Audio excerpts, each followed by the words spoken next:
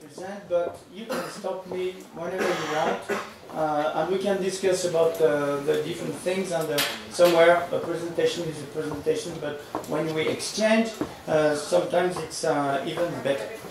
So the first part will be about the predisposing factor and what we are looking for before doing an ACL, how to evaluate an ACL. The second will be about how to harvest a BTB, how to harvest hamstring, how to harvest a quadriceps tendon. I will speak about the outside-in technique that I'm using and why it's interesting when you do an ACL. Then we will move to why doing an extra-articuloplasty, and I think it's very important. We do that forever, even before we discover the ALL. And finally, we will finish with the revision cases and how to deal with the revision case. So these are my things. And all these presentations, I did them, but I didn't do them alone. And I have some Italian fellows who work with me a lot doing those presentations. And we call that la Légion étrangère en français. With the pair and very strong people, and I have so good memories of working with you guys, for sure. So, speaking about ACL rupture, I think it's very important to know what leads a patient to have an ACL rupture. Maybe because he's playing soccer, maybe because he's playing basketball, but somewhere you have intrinsic factors and extrinsic factors. And the AP translation is something, the anterior tibial translation is very important, the rotation, the rotatory laxity is also important, and it's a little bit different between the AP translation and the rotation.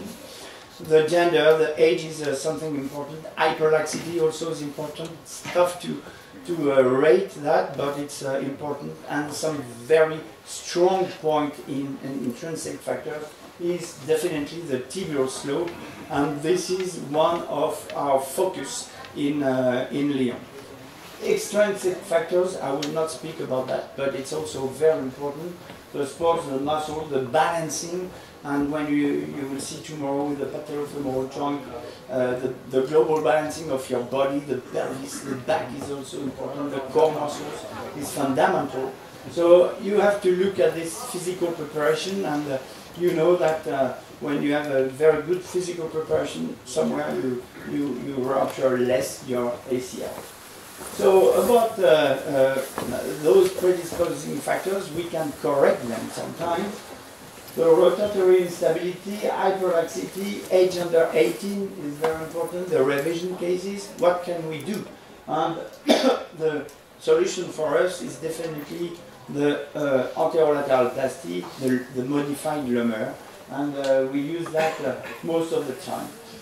In Bologna, we have also about a technique very similar, which works so well for many, many years. The bony shape. Of course, we all speak about the notchplasty, but it's a small thing for me. But the tibial slope is fundamental. And you will see that the slope increases the pressure you can have on your ACL. And you can look at that static or also dynamic. And this, I will speak about that too. And then the intrinsic factors, the rehabilitation program. We use a lot of functional tests before having our patient going back to sports activities. And the isokinetic tests also are important.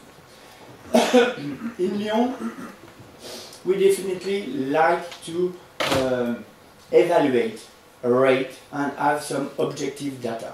This is probably coming from the patellofemoral joint, where we rate the trochlear dysplasia, the patella height, etc.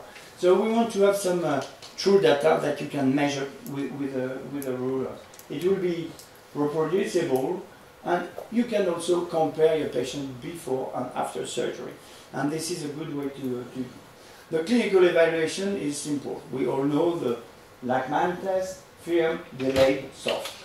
And this will give you an evaluation about the fact that you have a normal ACL, a partial ACL, or a complete tear. But in partial, sometimes you have partial functional, and sometimes a partial which is not functional. And you will treat them probably differently. So the pivot shift now, of course, and when you test the pivot shift, it is something difficult, and I see that with the fellows or the residents when you ask them to do the pivot shift. Sometimes you have an explosive one, and the fellow will have no pivot shift. So this is something that you should know, learn, and know how to do. And this pivot shift would be probably 1+. And if you go to this one, where you have exactly like a knee dislocation when you do that, you cannot treat the same way these two patients, for sure. Is this clinical testing sufficient? To know if you have a partial tear or a complete tear, to know if your partial tear is functional, works well, and is acceptable, or if it's not acceptable, to plan your surgery, to do an associate or not procedure, and also to plan the rehabilitation program. Is that enough to evaluate your results and compare and rate your procedure? Probably not. And you have to use the tools you have. First of all, the X-rays. X-rays, fundamental. And we always start with a monopodal weight-bearing X-ray and a sagittal weight-bearing X-ray. Never forget the axial view, which is important to you. What to look at? You look at for the first to the AP. And the AP will tell you, no arthritis, of course. Look at the lateral side to see if you have a second fracture, of course. This is important.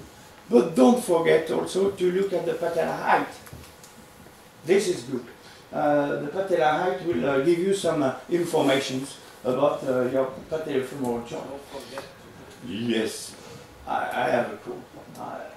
The second is to look at the crossing sign. And even if you deal with an ACL, the patellofemoral joint is important because you can have some patellofemoral pain during rehabilitation.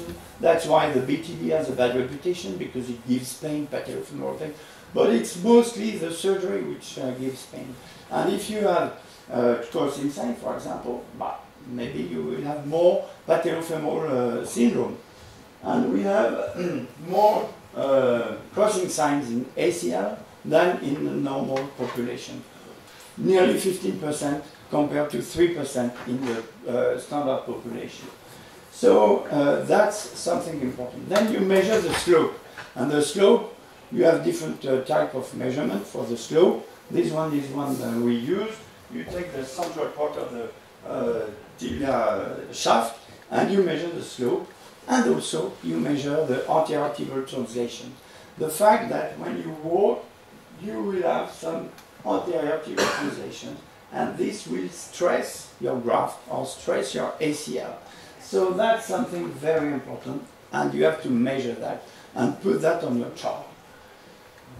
After that, this was a static evaluation. You have to go to dynamic evaluation. And you have a lot of tools to evaluate. You have many of them: navigation, aerostatic, dynamic MRI, rotameter, accelerometer with a Kira system, which is good.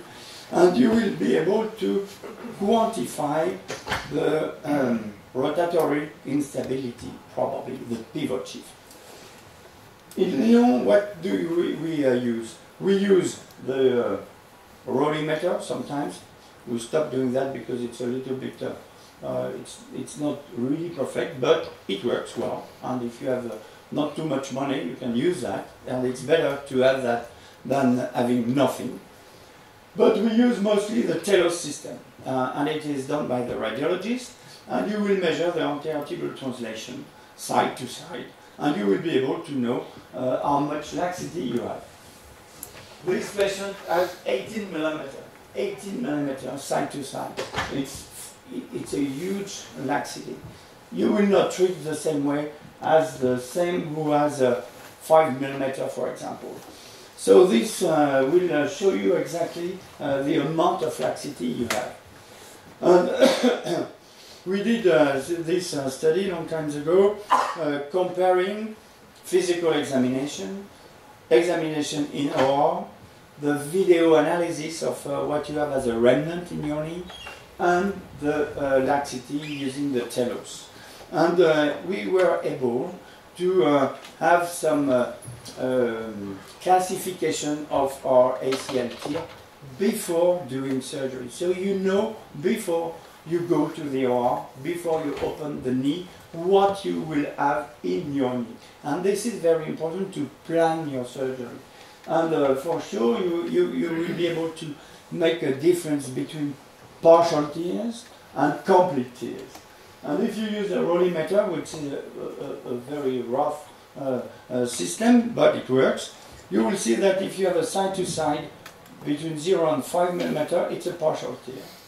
If you are 5 to 10, it will be a complete tear. And this is the comparison between using the video analysis. And so it's anatomic compared to this evaluation. And if you use the telos system, which is more sensible, and you will have more information using the telos, you will be able to have the partial tears, and the laxity side to side will be between 0 and 4 mm. And what means? It means that the remnant you have in the knee is working, and you can keep it, and you can add a graft on it, and it's good to keep the remnant. If you are between 4 and 9, it is definitely a partial tear, but it's not functional. So the need to keep this remnant in your knee is probably not really necessary. And if you have a complete ACL after 9 mm side to side, for sure, you know that when you will go in the knee, you will have nothing in your knee. So using that, using the pivot shift, you will be you know exactly what you will have to do. An augmentation, a total graft, or a graft plus an extra-articuloplasty, or plus an associated procedure. And this is important. So what about the intrinsic factors and the tibial slope? And this, if you can understand that, it's fantastic. It is so important. You will look at the X-rays. The monopodal recurring X-rays, for sure, you look at the joint line, of course. You look at the joint line on the AP, but also, if you have a sagittal, weight-bearing sagittal, you see exactly the joint line. It's like a Rosenberg view or like a shoes view. So look at the joint line even on the lateral view. Then you measure the tibial slope. And to measure the tibial slope, you take the shaft and the medial tibial plateau. Because on X-rays you can measure only the medial tibial plateau. And then what you can measure the anterior tibial translation. So this is the distance between the posterior tibial plateau and the posterior medial femoral condyle. And you will be able to grade and quantify this anterior tibial translation. The normal value of the tibial slope is 7. This patient has 14. 14 is twice. So it is definitely abnormal. And you have to look at that and know what you have. If you look at all the studies about the tibial slope and the ACL, you will see that it is directly related to the ACL tears. And we have quite some new articles very recently showing that the threshold for the tibial slope, the bad threshold, I would say, is 12 degrees. 12 degrees. This is what we use as a value to correct the slope in revision cases. It's what we published first, and Pinchevsky published recently another article using the same threshold, showing that you have much more ACL tear if you are over 12 degrees. So this is something very important. What does the slope do? When you walk, you will put some pressure on your tibia, and you will have some shear forces, and this stretch your ACL. If your ACL is okay, no problem. But if you put such pressure on the graft, which is not really healed, you will maybe stretch your graft after surgery, and you will maybe damage your ACL, the good job you have just done 1 week ago. So it's very, very important to look at that. We measure that on X-rays. You can also measure the tibial slope on the MRI. You have some studies done by Sébastien Lustig, and it's interesting because the slope with the MRI will show not the bony slope, but the soft tissue slope using the meniscus. And if you have no meniscus, for example, you will increase your functional tibial slope, and this is something important. So the meniscus are really fundamental also in controlling that. We love this static anterior tibial translation measurement, and we have published recently 2 studies about that, and it is so interesting. You see these 2 patients. This one is on this monopodal weight bearing, has 2 millimeters, nearly nothing. This one has 12 millimeters when he walks. So when he walks, he puts some shear forces on his ACL and on his graft. So this is something to look at. And the 2 studies we have done have this conclusion. The first is that the tibial slope increases the static and also the dynamic anteroposterior laxity, but doesn't affect too much the rotational instability. It means that what you have on the sagittal plane is different that you have on the axial plane, and the anterior tibial translation is different from the pivotal, is different from the rotatory instability. The medial meniscus also is very important and has an importance in controlling the static but also the dynamic anteroposterior translation.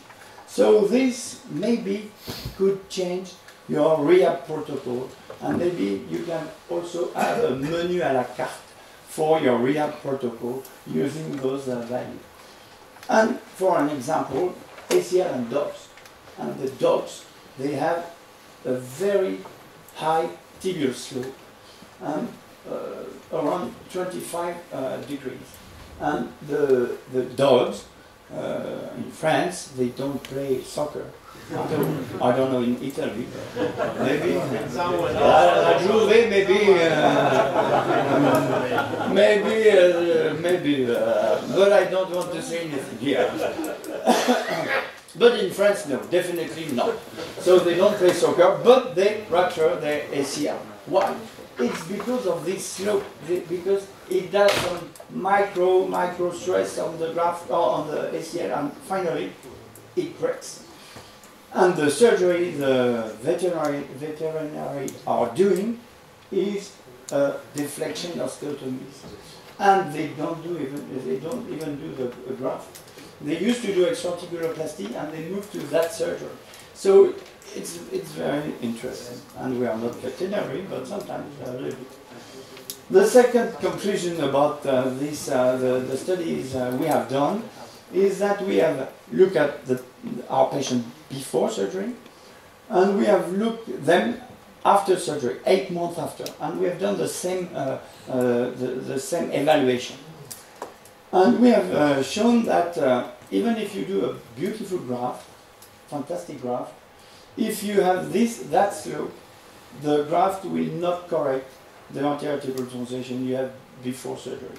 So it means that you have something to do around that, and maybe look at that more carefully. Definitely the medial meniscus is so important, so we know that we have to save the meniscus and keep the meniscus because it reduces the functional slope. So what can we conclude with these studies is that if you have a static anterior tibial translation more than 5 millimeters, this is the threshold we have found, I think that it's better not to allow weight bearing after surgery, at least for 3 weeks, just to protect your graft, just to protect your graft. And if you have a tibial slope more than 12 degrees, the same. Protect your graft and don't allow your patient to weight bear. Then you will allow them to go back to full weight bearing between 3 weeks and 6 weeks. These are our new protocol for our ACL. So this was about the tibial slope. About the notch, what to say? Yes, of course, the width of the notch is important, so it's a bony abnormality. We know the classification of the notch, and this is important to know it. When to do a notchplasty, I would say that for myself is when my native ACL impinge the lateral condyle. And if my native ACL, the footprint, impinge a little bit the lateral condyle, I do the notchplasty. And the notchplasty is important to do it at the more distal part, but also on the top of the notch, and enlarge the top of the notch. This is pretty important. In conclusion, we are not doing too much notchplasty, and most of the time we don't need to do that. Hyperlaxity is also an important factor to look at, and for me, hyperlaxity is something a little bit is not really clear. But in ACL, what is clear is that if you have a recurvatum, it's something could be dangerous. And I will definitely do something more if I have a big recurvatum on my knee. The gender is important, and we all know that ladies have more ACL rupture than male. And this is something that also you have to take care, especially if they are doing some pivot activities, if they are playing soccer, and we have more and more ladies playing soccer. So, using those data, we can adapt and change the menu à la carte and adapt what you will do in your surgery. And definitely, with your evaluation, your laximetry is so important. You cannot do the same surgery to this guy, to this guy. It's different. He has about 5 or 7 millimeter. This one has 18 millimeter. You cannot do the same thing. If you do the same thing, definitely this one has more risk of a rupture than this one. So, evaluate your patient. This is the message that we can say.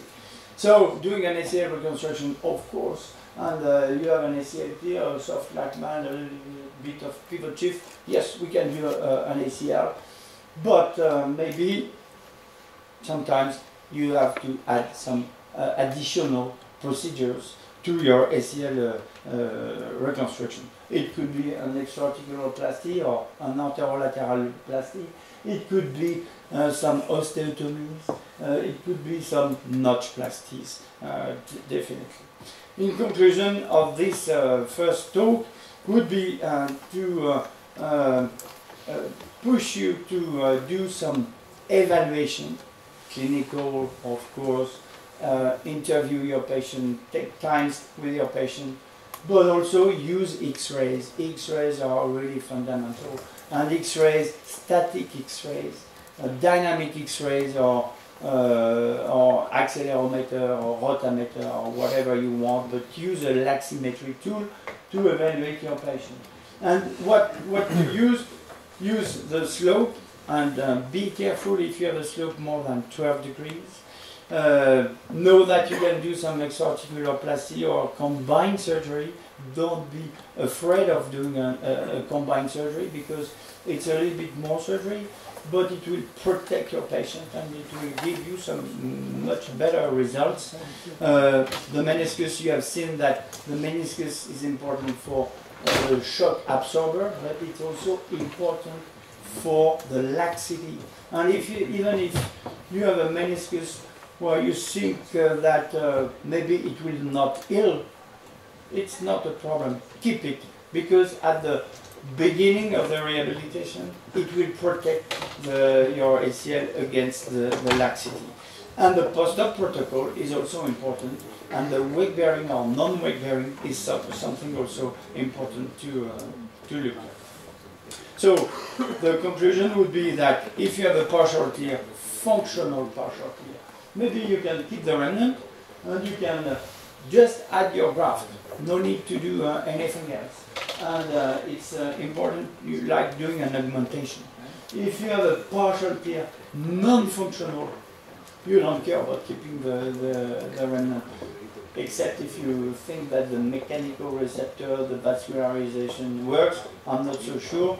But you can keep the anatomic position of your ACL, and you can do standard procedures. But if you go to complete ACL with a 2+ pivot shift or 3+ pivot shift, definitely you need to do an ACL plus something else, plus an extra articuloplasty problem. This is the first one.